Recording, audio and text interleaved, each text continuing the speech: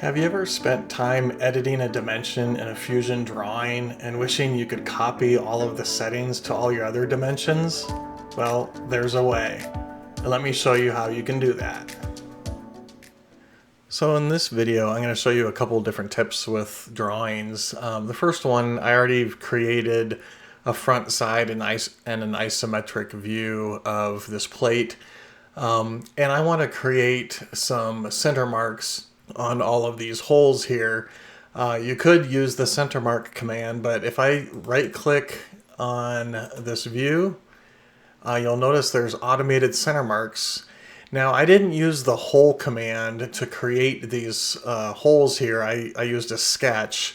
So they are not round extrudes, they're round cuts. And you'll notice if I turn on round cuts, it automatically adds all of those center marks for me automatically, and I didn't have to do it manually.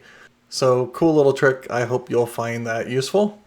The next thing I'm going to do is I'm going to create some ordinate dimensions. I'm just going to go ahead and place my first 0 down here.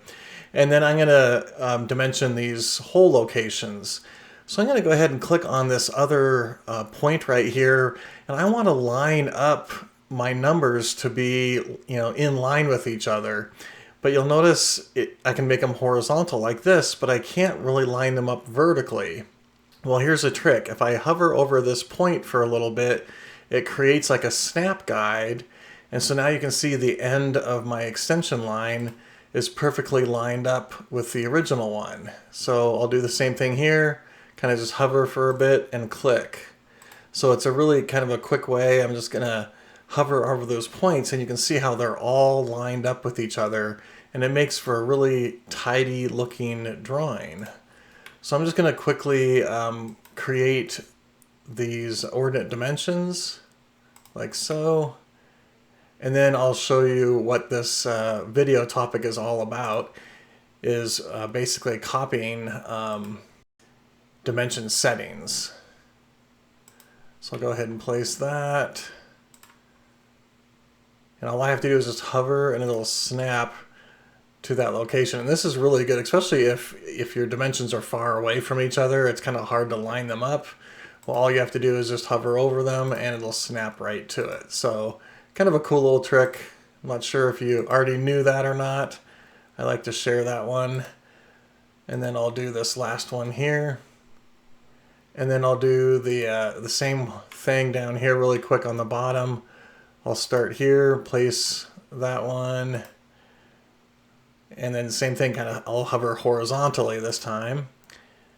And grab that guy, hover over that point, place it, and place it. Okay, and there we go. Okay, so now I have all of these ordinate dimensions on my view. And I realize, I want these hole locations to be, pretty accurate. So I might come in here and edit this dimension here. And I want to add in a tolerance. So I'm going to go ahead and click the little check next to tolerance. I'll do symmetrical. And maybe I want this to be, 0.005 or something like that. Now you'll notice that I type in 0.005, but nothing really changes over here. And that is because of this linear precision right now. These dimensions are all set to be 2 decimal places for the linear precision. And so if I come in here and I select the 3 decimal places, now we can see the 0.005. Well, all of the rest of my dimensions are actually at 2 decimal places of precision. Now they might not look like it. This one does. But this looks like 1 and this one looks like 0. Well, that's another one of these settings. That's this zeros and units. I can turn on leading zeros or trailing zeros. And so if I click on trailing zeros, you'll notice that it adds that extra 0 there. So before, it's only showing the 1.25. But because we've told it to be 3 decimal places, if I turn on trailing zeros, it now shows 3 decimal places. And then it also shows my tolerance of 3 decimal places. So I've made some changes to this particular dimension. And that would take quite some time to do that to all of these other dimensions. So here's the cool little trick. I'm going to just click on this existing dimension, right mouse click, and select Match Dimension. And then you'll notice my cursor has like this little paintbrush, and it says Select Destination Dimension or Dimensions. And all I have to do is click on these other dimensions, and you can see how it's matching those using the settings that we set on this original dimension. So very quickly, I can just come along here and grab the dimensions that I want. I don't need to do that top one there, so I just selected all of these dimensions to be 3 decimal places with, the plus or minus 0.005. I can do the same thing for the ones along the bottom. I'll say match dimension, and I'll just do maybe these 3 here, and I'll say OK. So that match dimension is actually a really cool way to quickly copy something that you've already created on one of the dimensions and quickly copy them to the rest of the dimensions or to other dimensions that you have on your drawing.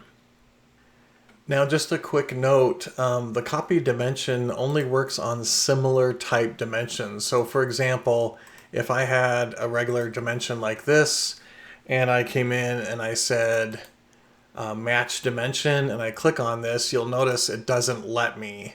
I can only match, for example, ordinate dimensions with ordinate dimensions and linear dimensions with linear dimensions. So let me go ahead and throw another linear dimension on here real quick, like so. Let me just do something like that.